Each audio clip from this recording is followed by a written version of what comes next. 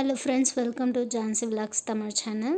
நம்ம இன்றைக்கி பருப்பு வடை ரெசிபி தான் பார்க்க போகிறோம். மணி நேரத்துக்கு முன்னாடியே நான் ஊற வச்சு அலசி வச்சுக்கிற பருப்பையும் நான் போட்டுக்கிறேன்.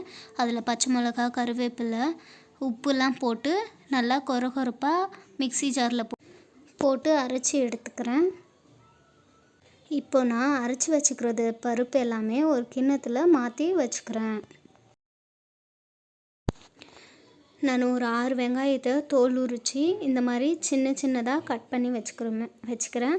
அதையுமே நான் பருப்போடு போட்டு நல்லா மிக்ஸ் பண்ணிக்கிறேன். அதில் பச்சை மிளகாவும் நறுக்கி வச்சுக்கிறேன், அதையுமே போட்டுக்கிறேன்.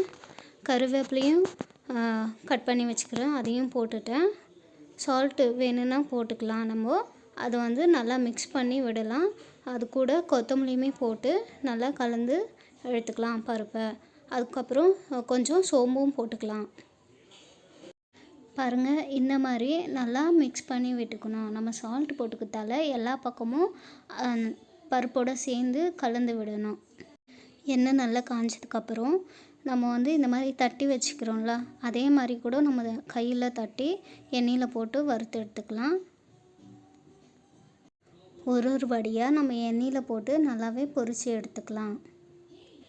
இந்த மாதிரி போடுறது கஷ்டமாக இருந்தால் எண்ணெய் காஞ்சதுக்கப்புறம் கையிலே நம்ம உருண்டை பிடிச்சி லைட்டாக அப்படி தட்டி தட்டி கொடுத்து எண்ணெயில் அந்த மாதிரியே போட்டுக்கலாம். இது போடும்போது ரொம்ப பொறுமையாகவே போடணும். எண்ணெய் கையில் படாமல் பொறுமையாகவே போட்டு நம்ம எடுத்துக்கலாம். ஒரு வடையாகவே இந்த மாதிரி பொறுமையாக போட்டு வானலில் வேக வச்சுக்கோங்க.